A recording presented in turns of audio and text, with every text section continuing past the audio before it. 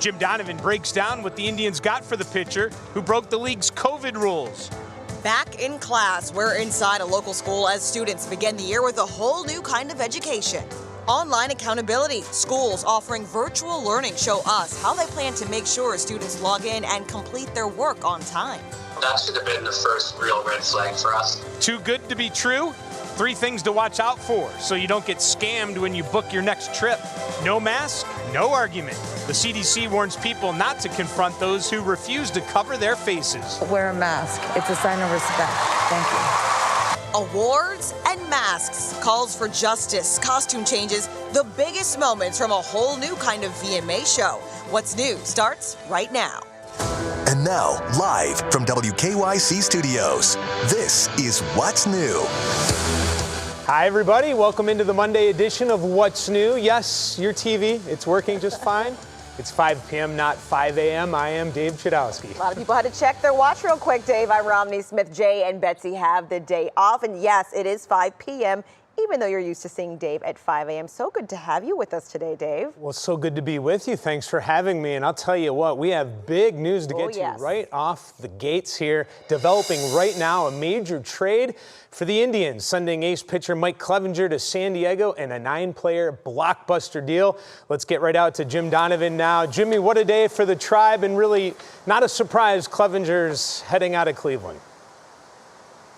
Absolutely not, Dave. I'll tell you what, Super Dave, it is great to be with you. It took a blockbuster trade to get us back together. I know. Here we go. Let's get down to it. It is the trade of the day as the Major League Baseball trading deadline hit at 4 o'clock. But the Indians and Padres were working on this deal really throughout the weekend. It is a 9-player deal. The Indians sending 3 players to San Diego, and in return, they get 6 players back. But the big name in the deal is Mike Clevinger. Clevinger is gone from the Indians. 4 seasons here in Cleveland. He won 42 games. He's a guy at the top of the rotation. In a lot of teams' organizations, he would be their ace. His new team, San Diego, he'll be their best pitcher. He was number 2 in the rotation here. And then the hiccup in Chicago when he and Zach Plesac broke protocol and left the team hotel. And they really lost the trust of their teammates, and Clevinger now is gone. As ugly as things got for a minute, like I said, that was such a good group of guys. We pulled it together. I mean, my relationships, was already starting to be rebuilt, I guess. I don't think it was ever fully lost, man. I think it was more just a disappointed. It's like like a friend let you down. It's not like a friend, completely screwed you over. They were never kicking you to the curb. I mean, the texts I received from the guys on the team, even some of the ones that were really mad, just show it. I don't think I ruined my legacy with them or here, and I have no bad blood against them. I understand why they're disappointed. I understand, the distraction that it caused, let alone what could have came out of that. So, no bad blood. And he's on his way to San Diego. And on their way to Cleveland, 6 players. This is the guy the Indians will put in the lineup right away. He is Josh Naylor. His brother is in the Indians organization as a catcher. This young man is an outfielder. He can play first base too, but the Indians want him to hit. They need offense, and especially in their outfield, which collectively is hitting 186 right now, so he'll be their new left fielder. They also got a right-handed reliever who will join them, Cal Quantrill, and he'll be in their bullpen right away, and a very fine defensive catcher, Austin Hedges, and then 3 top prospects coming from the Padres organization. That's how the deal shakes out. Super Dave, I think if you break it down this way, you have to say there are a couple of factors in why the deal was made this way, because Clevinger has got really big-time talent. And number 2 is that the Indians contractually controlled him for 2.5 more years, and in baseball language, that's an eternity. And number 3, he doesn't make a lot of money. He would top out at $4 million, this year at $1.5 million because of the 60-game schedule. And on the Indians' payroll, they put a smile on your face when you're only making that. So, why was he traded? He was traded because his teammates really lost trust in him. And that team meeting in Detroit, in that clubhouse, when he and Zach Plesac were told to leave Comerica Park, their teammates did not want them to be a part of the club at that particular point in time. That's when the Indians figured, we're probably going to have to move Clevinger. If we can get a big deal and a lot back in return, he's got to go. And that's where we are today.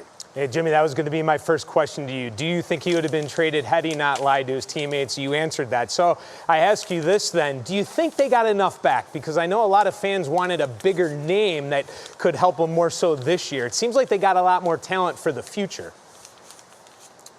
Well, as you know, Dave, because you're out with them every year in spring training, and you know they're always about the future, and they're always about payroll and keeping that payroll kind of trimmed down. They trim the payroll down each season. So they're always into developing players. So they get young prospects who in the future could come up and join the major league team. The thing about them that made Clevinger available to teams is that the Indians also know they are rich in pitching right now. They have a lot of young pitching. We see this young man, Tristan McKenzie, come out and wow in his first 2 starts in the major leagues. So they know they've got good pitching now and more coming up through the pipeline. But you also know this, Dave, the Indians have a culture, and it really works for them, and Clevinger was outside of that culture. Yeah, no one's better in the business than the Indians front office at doing these deals, Jim. Last thing I'll ask you, though, who would be the number 2 guy in the playoffs if they are in the playoffs? I mean, we know it would be Bieber. We would have thought it would have been Clevinger before. Who is it now? I think it might be a bad boy who's now going to come and join the Indians again. Tomorrow night, they expect Zach Plesac to come in and take Clevinger's spot, the number 2 spot in the rotation. So right now, if Plesac gets back on good terms with the Indians and pitches the way he was pitching before all of this happened, he could be the number 2 guy, because I think Carrasco could be struggling a little bit at times, although he was okay on Saturday in St. Louis. But I think right now, Bieber number 1 and number 2, boy, watch Plesac, because if he pitches very, very well, I think they're confident enough to go with him. Yeah, for sure. They are deep. Jimmy, so good to see you again. Good to see you, Dave. All right, we'll see you later on. And coming up later in Clicking in Cleveland, we'll hear from fans and how they are reacting to the trade. Romney. Right now in your feed at 5, we start with your first look inside Lorain County's Clearview local schools. The school systems will have hybrid in-person and virtual learning. So we want to know what you prefer for student learning during the pandemic, in person, online, or a hybrid of both. You can vote at WKYC.com/vote now. And while you get out your phone to do that, our Tiffany Tarpley shows us what's new at Clearview. But the Clearview School District graciously allowed us inside of their buildings to get a firsthand look at the changes during this COVID-19 pandemic. From here at the elementary school to even the high school, you're going to be noticing fewer students in classrooms, in some cases just 2 or 3.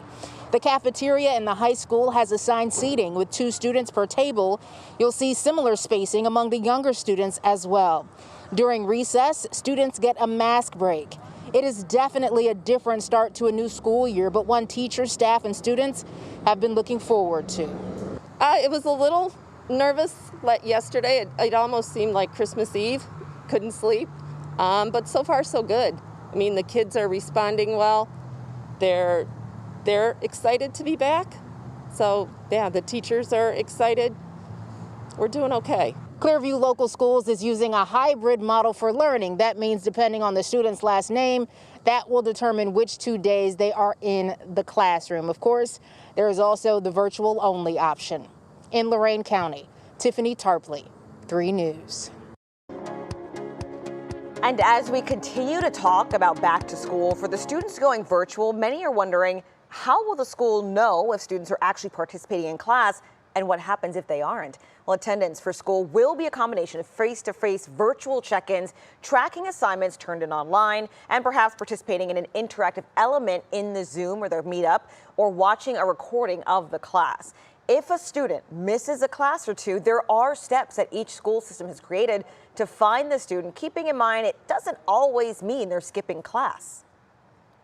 Attendance can be a symptom if something's wrong, if a child is not making that connection with us to school. And so we want to get in front of that very quickly.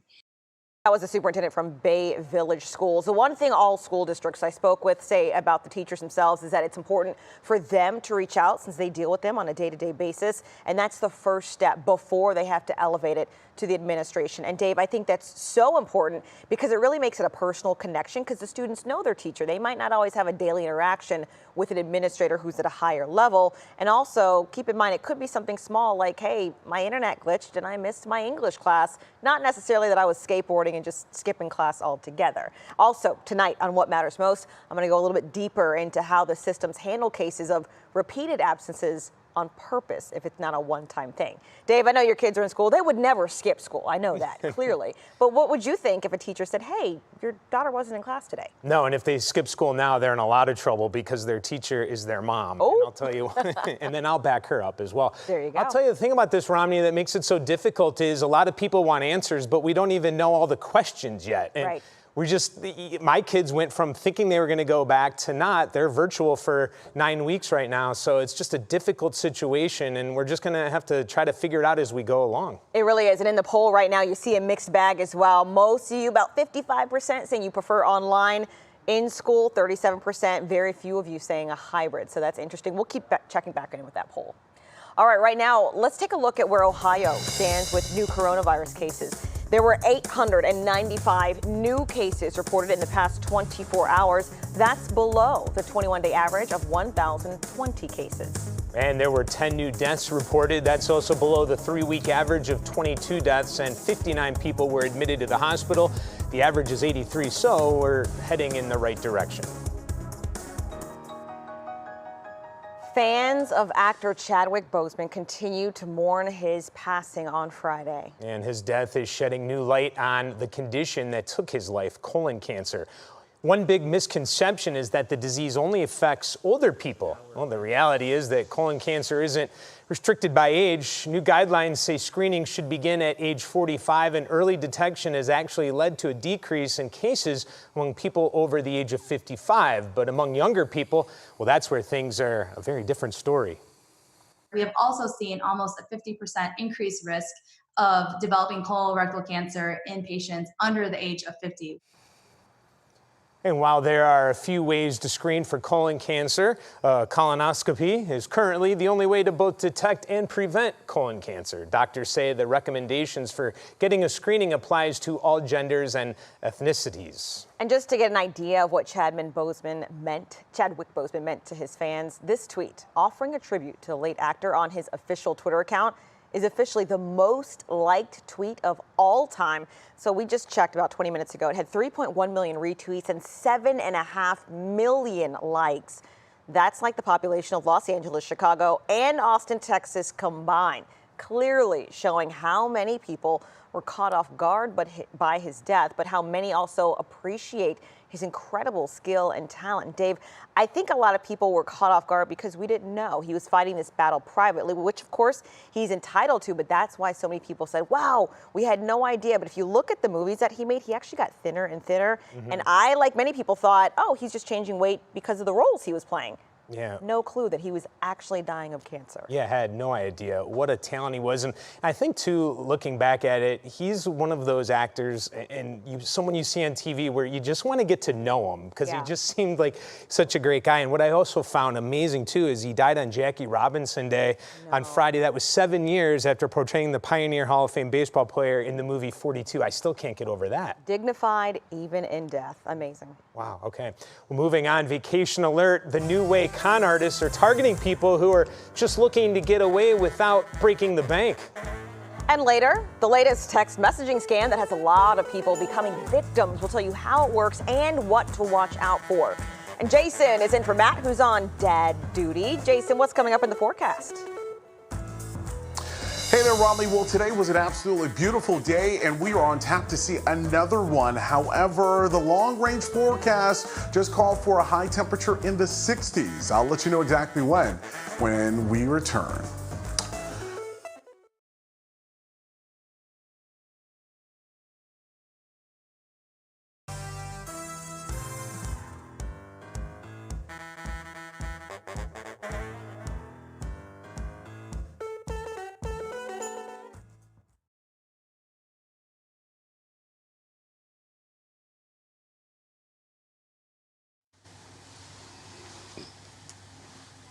Yep.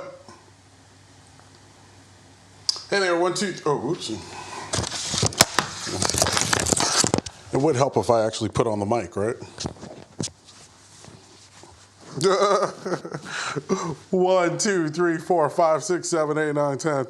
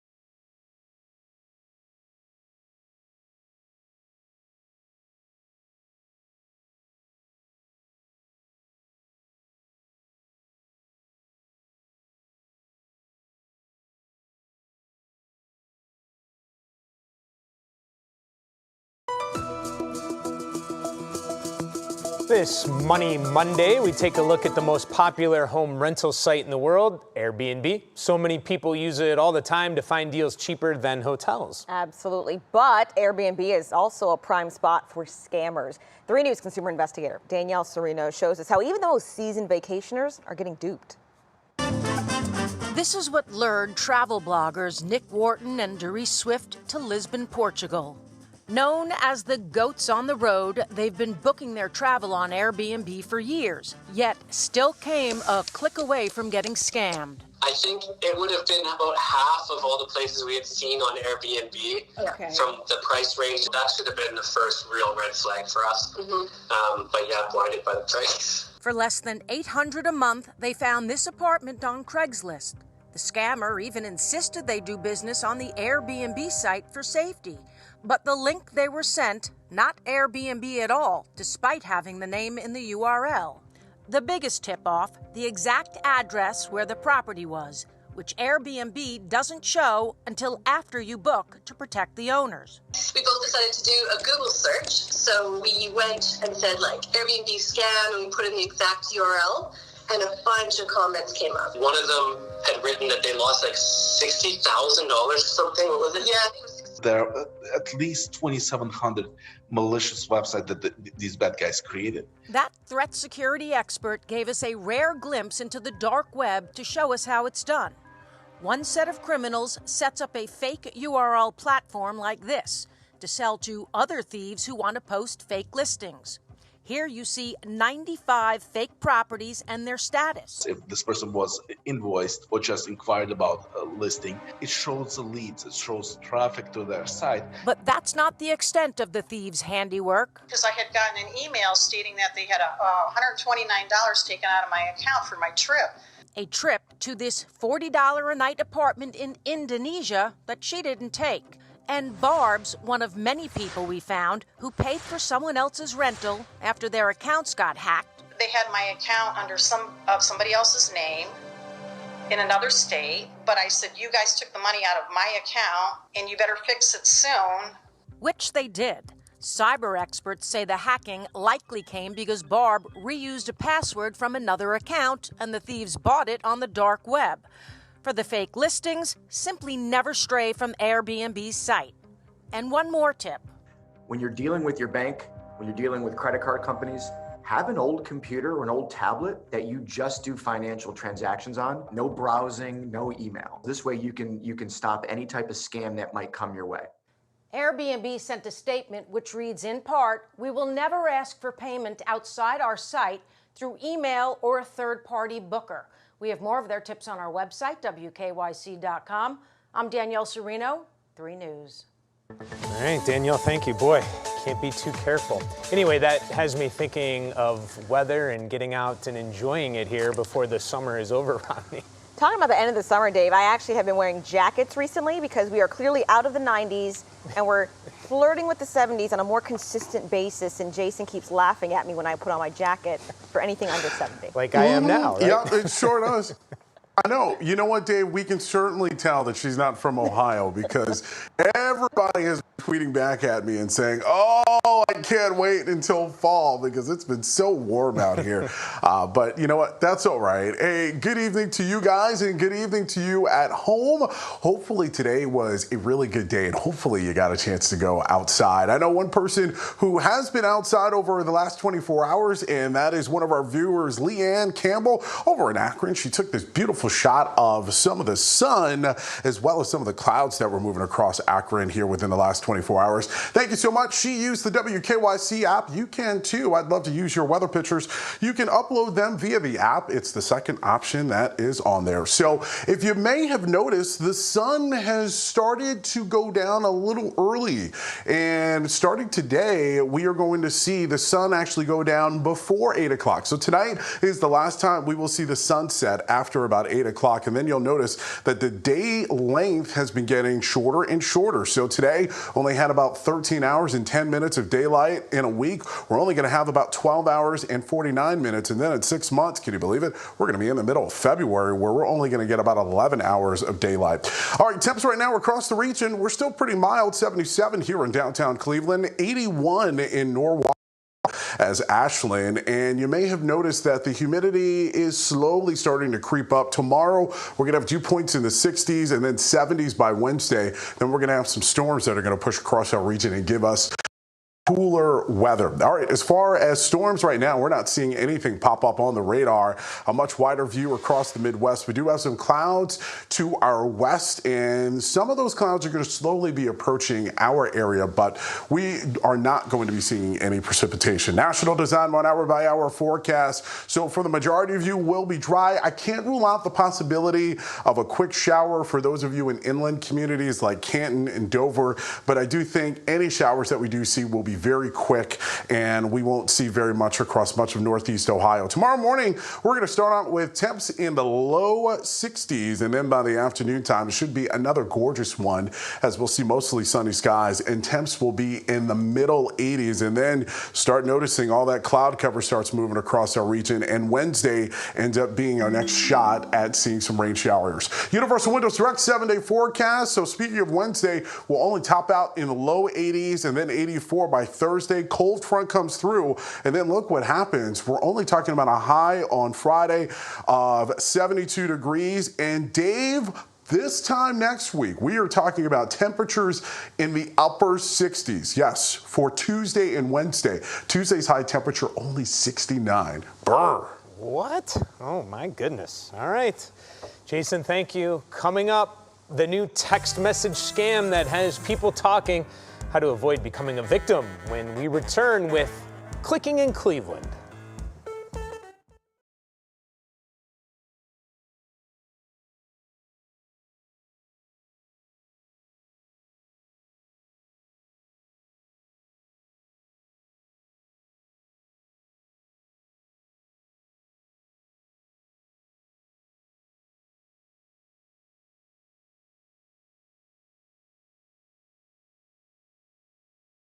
Vigilantes one way or another. Yes, I can. Hi. Hello, hello. Don't argue. Don't be a masked vigilante. There have been several violent mass confrontations and some. Cool.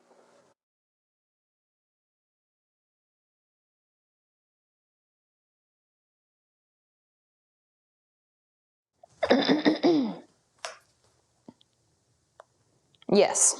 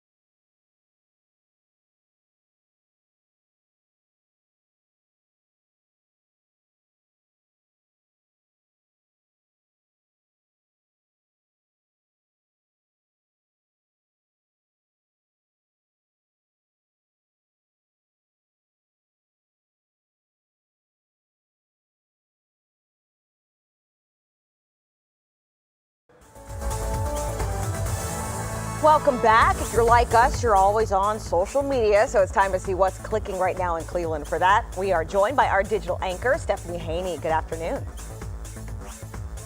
Good afternoon, Romney. Great to see you. I'll tell you what, the Tribe trading Mike Clevinger to San Diego today was a big topic of conversation online.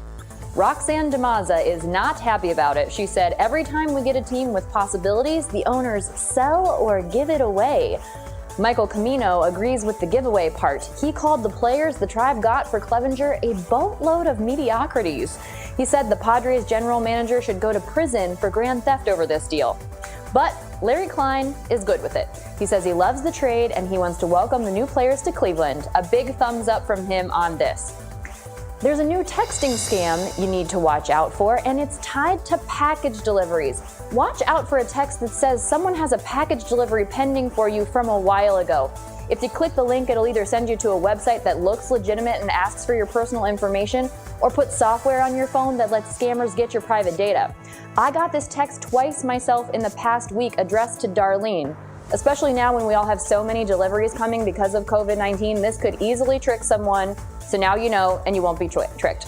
Now, if you want to be in a movie, listen up. There is a brand new Jonathan Perry film that is filming in Sandusky in December. Perry is a Sandusky native who we talked with last year when he became the youngest filmmaker on any major streaming service at just 17 years old with his movie Subnivian on Amazon Prime. This new film is called Crookery. It's about a home invasion with a twist, and it's casting right now. You can see what we need right there on the screen. All the details to submit on WKYC.com.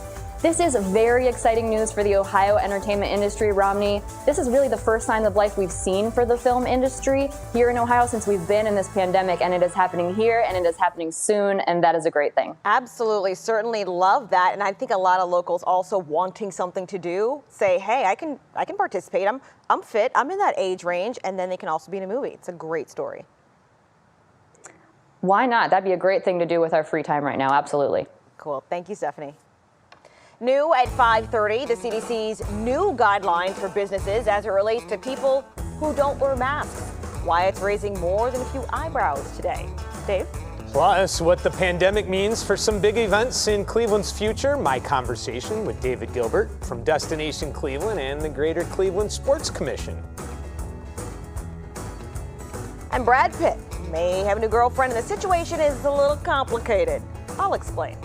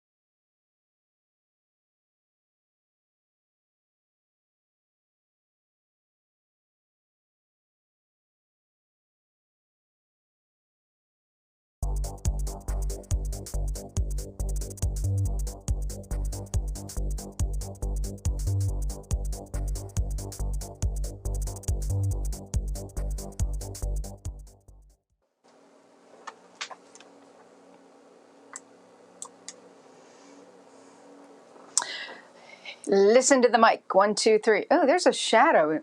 Huh. Wonder where that's coming from. Hello, 1, 2, 3, 4. 1, 2.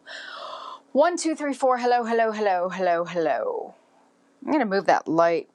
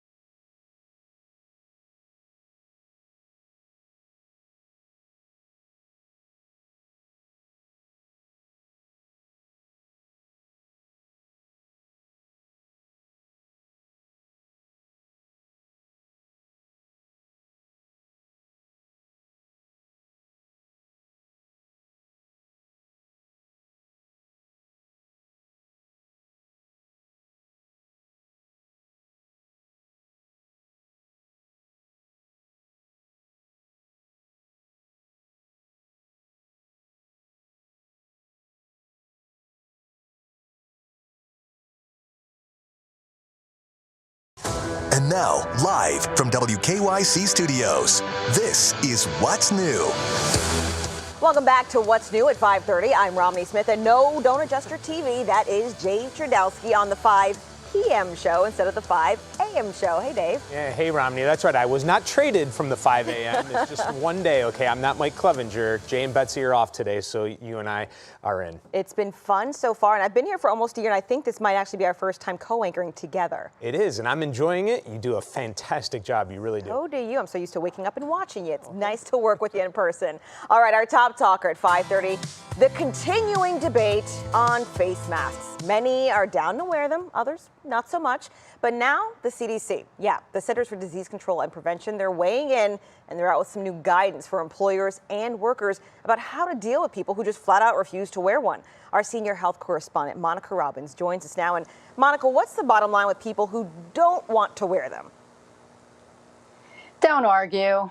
Don't be the mask vigilante. You know, and here's why. There have been several violent mask confrontations, and some have been downright deadly. So this is something why the CDC recommends learning de-escalation techniques, because there could be a much bigger issue here. Remember, some people can't wear masks for health reasons, but also this pandemic is on our collective last nerve, and it's increasing our stress and our anxiety levels, which can make some situations far worse than the virus itself.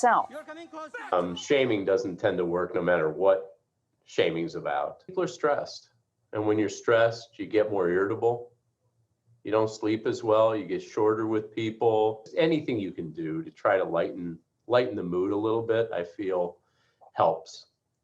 But yelling, yelling at either side's yelling at each other, we can see that doesn't work all that well.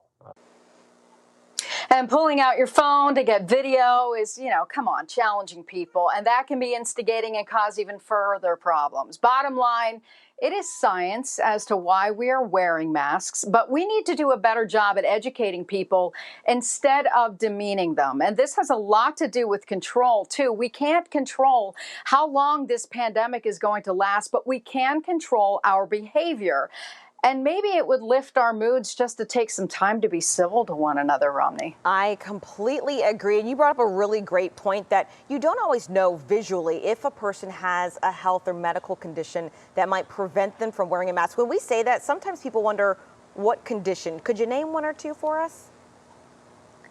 Well, yeah, anybody with a COPD or a lung issue, those are conditions that, it makes it hard for them to breathe anyway. So add a mask on top of that, that could be an issue. So, look at emphysema, lung cancer, those types of things. Those folks already are having issues. So, yeah, you really don't know. And it's just best, Dr. Malone said he uses humor.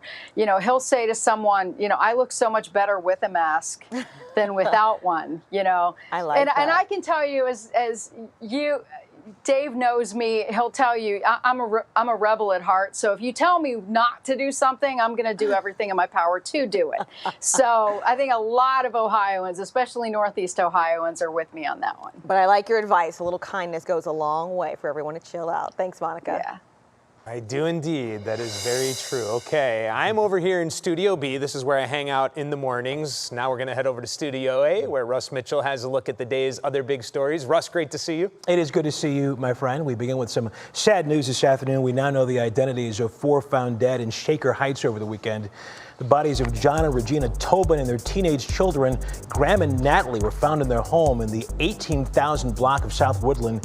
Gilmore Academy, Graham's school, says it is devastated by the news, and Laurel School remembered Natalie as a gentle, warm, and thoughtful friend.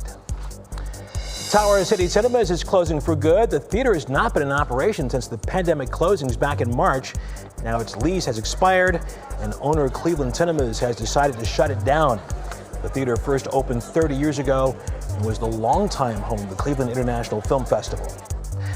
And Drew Carey is helping a beloved Summit County camp. Carey responded to a tweet on Saturday saying Camp Wainoa needed $50,000 in donations. He retweeted that and gave $5,000 himself. Another alum that matched that donation.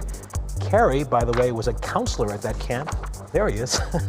Back in the 1970s. How about that? Wow. Wow. Okay. And Dave, how you like in the mornings? You're doing a great job. You sleep and all that's good? Well, thank you, Russ. I appreciate that. I miss you and everyone, of course, in the afternoons and evenings. But no, I love it in the mornings. I don't get as much sleep, though. That is true. But well, you and the team do a great job. Thank you. I appreciate that. Russ, great to see you. And we'll see you again in about 30 minutes for What Matters Most at 6. All right, Romney, now this is my first Show Us Something Good segment. All right, it's a 10-year-old girl named Nandi. She challenged Foo Fighters founder Dave Grohl to a drum-off, and the result, it's pure magic. Take a look. Dave Grohl, I challenge you to a drum-off. I hope you enjoy my cover of Everlong by Foo Fighters.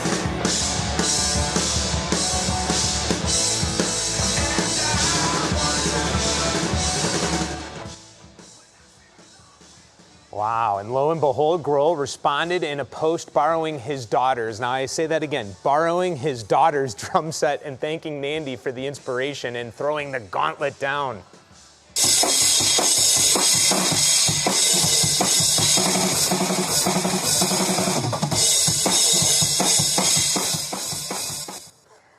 Wow, I thought that was going to be some kind of cutesy story. She actually knew how to play the drums very, very well.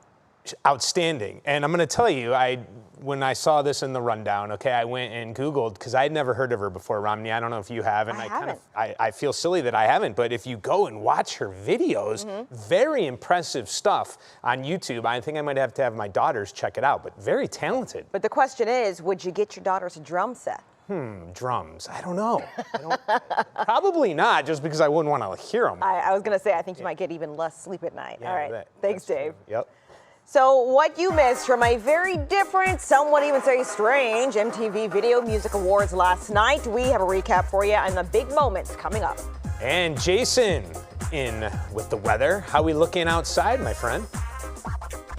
Hey there, Dave. Good to see you. Well, today was an absolutely gorgeous one. We're talking about temperatures in the 80s today, and then we got another one on tap for tomorrow. But some of you are not going to like where the thermometer is going. We were talking about highs in the mid to upper 60s. I'm going to let you know when after the break.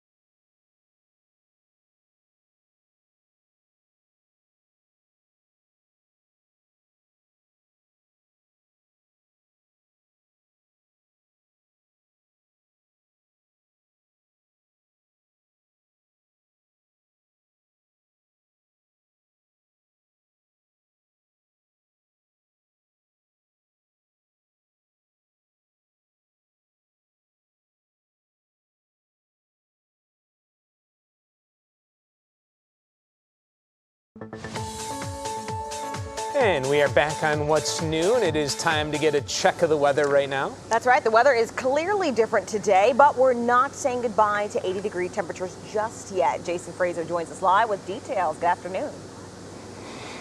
Good afternoon to you once again, Romney and Dave, and good afternoon to you at home. Yeah, we are not saying goodbye to the 80s just yet. We're going to continue to see summer-like weather across the region, but fall is definitely going to be knocking on our doors. And anytime we talk about fall, we have to start talking about the daylight and the fact that it's slowly starting to get shorter and shorter. So tonight, got some bad news for you. This is going to be the last time this summer you are going to see a sunset after 8 o'clock. And speaking of the daylight, so today we got about 13 hours and 10 minutes of it. Within a week, we're only going to go down to about 12 hours and 49 minutes. A month from now, we're going to go down to about 11 hours and 46 minutes. And then 6 months from now, we will be in the dead of February. I get just shakes even just thinking about that. Only about 11 hours and 20 minutes of daylight then. All right, temps right now across the region, 79 in Akron, 78 over in Medina. Downtown Cleveland checking in at 77 degrees. So the mugginess is going to continue for the next 24 hours. Part of that reason why is because we do have that southerly breeze. But what's going to end up happening is we're going to get a cold front that is going to be pushing through, and that's going to force the winds as well as the jet stream to shift. And we're going to get some colder air in here by Thursday. Doppler radar right now, things are calm. That green that you see popping up there, that's the clear air mode. So it's just picking up some of the debris on the ground. That is not any rain showers. And a much wider view on the satellite and radar, you'll notice that we do have some precipitation to our south. That is going to try and creep in here tomorrow, but I do think because of where the high is, it is going to block a lot of that moisture. National Design 1 hour by hour forecast. So for tonight, we will see some cloud cover moving into Canton as well as Akron. Can't rule out the possibility of a very quick pop-up rain shower, but I think the majority of us should be dry for tonight. And then tomorrow morning, many of you are going to wake up to temperatures in the low 60s, and you'll notice that we will see some cloud cover in the morning, but by the afternoon time, I do think many of you will see mostly sunny skies and temperatures improving to the mid-80s. All right, here's a look right now at your Universal Windows Direct 7-day forecast. So a high for tomorrow in the middle 80s, 81 for Wednesday, and then look at what happens by Friday. That cold front comes through. We dip down to a low temperature of 62, a high of 72. But I got some bad news for you, Romney. We are talking about a high on Monday of just 70 degrees, and on Tuesday, it's going to be in the upper 60s. Matter of fact, the majority of the Midwest is going to see below normal high temperatures. Okay, got to break out my next coat. All right, good for the heads up. Thanks, Jason. All right, time now for some celebrity news. And yes, we are talking about Chadwick Boseman and the VMA Awards, and also which megastar may be dating a married woman. Josh Gad is honoring his friend and Marshall co-star Chadwick Boseman following the actor's death over the weekend. Gad shared a video of himself dancing and singing with Boseman and Sterling K. Brown. He also posted one of the last text messages the Black Panther star sent him. Boseman urged Gad to enjoy the precious moments in life, writing, quote, "We should take advantage of every moment we can to enjoy the simplicity of God's creation, whether it be clear skies with sun or clouded over with gloom." What a beautiful message. Our hearts are with the family and friends of Boseman during this time. And the VMA Awards also honored Boseman last night and also celebrated a memorable year in music.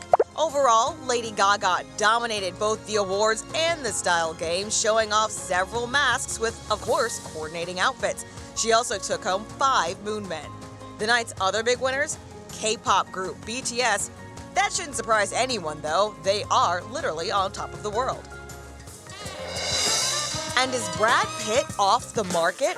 According to multiple outlets who've caught the pair together, Brad may be dating 27-year-old model Nicole Chudowsky. Now, you may think the 28-year age gap between them is the interesting part, but listen to this.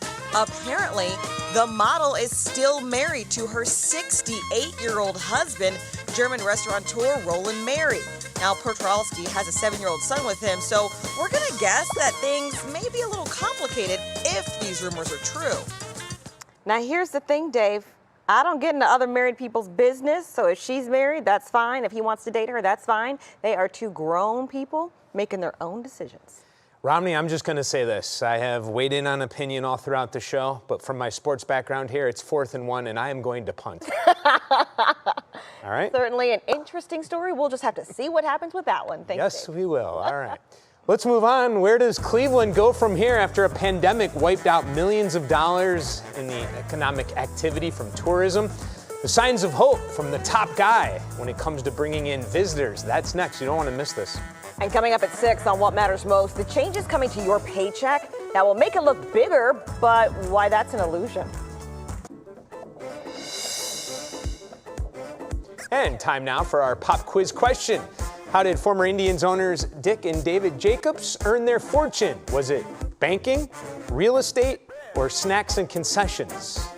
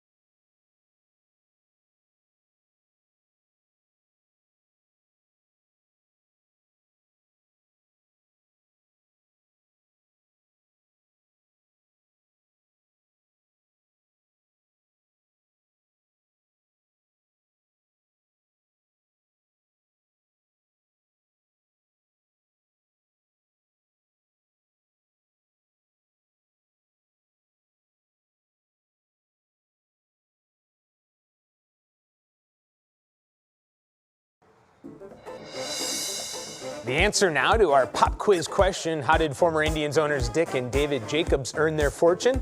Well, it was real estate. Jacobs Group developed malls, offices, and hotels across the country, including Key Tower, Marriott, Galleria Mall, and the tower at Erie View in Cleveland. And Romney, I was not told this from him firsthand, but I heard a story. Okay. Back in the 80s, he saw the vision and saw that indoor malls would no longer really exist. Like, how many indoor malls do you see being built? He saw the future of the outdoor malls like Crocker Park. Right. They were genius in that matter. Visionary, and I'm wondering, where's my vision for the future so that I, too, can become a multimillionaire like them? I keep trying to figure it out. Let me know if you do, Dave. Thank you. As well as you. All right, so we're also going to check on our poll question today. What's the best way for students to learn during the pandemic? We wanted you to weigh in. Right now, about 35% of you say in school, 56% saying online, and 9% saying hybrid. We certainly see all three of these methods being used all across our area, so we'll just have to see which one works best for students in the real world. Yes, we do. So many opinions out there. Well, normally when we talk to the folks at Destination Cleveland and the Greater Cleveland Sports Commission, it's about something big and cool happening in our city. But as is often the case during the pandemic, it has been a challenge for both organizations in recent months. With both tourism and sports rocked by unexpected challenges, I got to talk exclusively with David Gilbert, head of both groups, about his plan to keep moving forward. We're now working through the challenges of, sort of hit rock bottom and where do we plan our growth for the next several years. David Gilbert has faced some tough questions and difficult decisions over the past 6 months. The pandemic bringing unexpected and unprecedented challenges to tourism and sporting events, two driving factors for economic development in Northeast Ohio. Our primary focus is the travel and tourism industry and all the effects that has, billions of dollars in economic impact. Those also are things that make Clevelanders feel good about their own community. So we have to make sure those keep going and that this community believes in itself. So, Destination Cleveland has had to get creative with new initiatives and campaigns designed to inspire visitors and locals alike. As we start to shift back to promoting Cleveland as a place to visit, also making sure that people from the outside see our community and understand that we care about their safety and their health, and we're doing something about it. Gilbert is already seeing signs of hope. So on Sports Commission side, we've had 7 of our 10 national events we are hosting this year canceled. But thankfully, we think all of those and others, by the end of the year, we will have firm commitments for future years for those events taking place in Cleveland. And he believes Cleveland is well positioned to bounce back. Look, we have a lot of big city problems like any big city, but we've proven our resiliency over and over again. And I think that's going to be the same thing here. The majority of people are considering driving instead of flying. They're considering shorter haul. They're considering that they'll be going to visit friends and family. And that actually bodes well for Cleveland. That's our bread and butter in terms of visitor traffic. In fact, the pandemic could actually help drive new change in the region as remote work opens up new possibilities. And you're starting to see some real facts come out about people leaving major population centers. And certainly there's a thought that places like Cleveland, where you still have wonderful amenities, can be had for a lot less crowds and a lot cheaper. And now with COVID really highlighting that remote working is something that may be a bigger part of our future, I think it is absolutely part of an important future strategy for us. As for the future of hosting large-scale events, Gilbert says, save the date. We're already, quite frankly, in the pipeline for a number of other significant events that we hope in the next 4 to 6 months being able to announce. Cleveland has become one of the top places in the country for hosting major sporting events, and we expect every bit of that to continue. And the $1 million, or should we say $1 billion question. Let's get to the big one, NFL draft. I mean, that's what everyone wants to know. Where do we stand with that? Right now, it is full steam ahead for a live event in Cleveland, a very large in-person but socially distanced event taking place the end of next April down on our lakefront. I'm not smart enough to know what the world's going to look like come the end of April, but we are certainly working toward that. And if we're there, what an incredible coming out party for Cleveland it will be, that's for sure. Oh, no question about that, Romney. Let me tell you, we all need that draft. And Yes. when it does happen, it's going to be one of the biggest things that's ever happened in this city. Can you even imagine if the pandemic has mostly died down and things are slowly getting back to normal? That event to be held here would be such an amazing opportunity, not only for fans, but for people who live here. It'd be so awesome. Yeah, we don't want virtual. We don't want to move the date. Right. Let's just have it. And the other thing, too, is I think in the future, we're going to be doing a story with people moving here from Chicago, New York, and all these big cities. And we're going to feature some people that say, man, I had no idea how amazing Cleveland was. I mean, that's kind of how I felt. I didn't know too much about it, but the more research I started doing, I thought, wow, Cleveland has a lot to offer. And it's really cheap compared to mega cities. I'm from Atlanta, and Jason's from New York City, so for us, we're saving money. More dinero, no doubt. All right, moving on, a local toddler's pretty mind-blowing basketball skills. Next, watch him drain shot after shot, and he's not even 2 years old yet.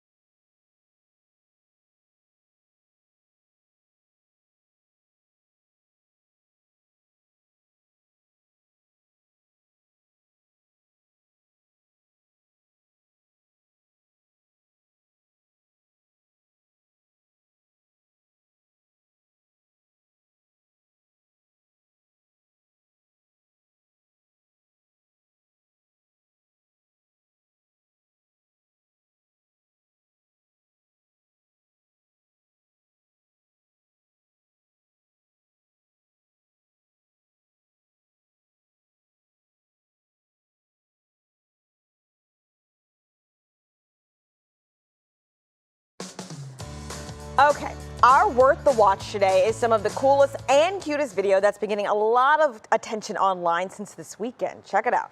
Meet Xavier from North Royalton. This little guy is not even 2 years old. And look, boop, it is lights out when it comes to draining shots from downtown. He started shooting his Little Tykes basketball back in February, and clearly he's gotten really good at it. His parents say he learned from watching older kids shooting on the same play set. And because of his wild hair, his parents have taken to calling him Wild Thing. That is incredible. And you know what I love is he just picks it up, doesn't think about it, and just throws it.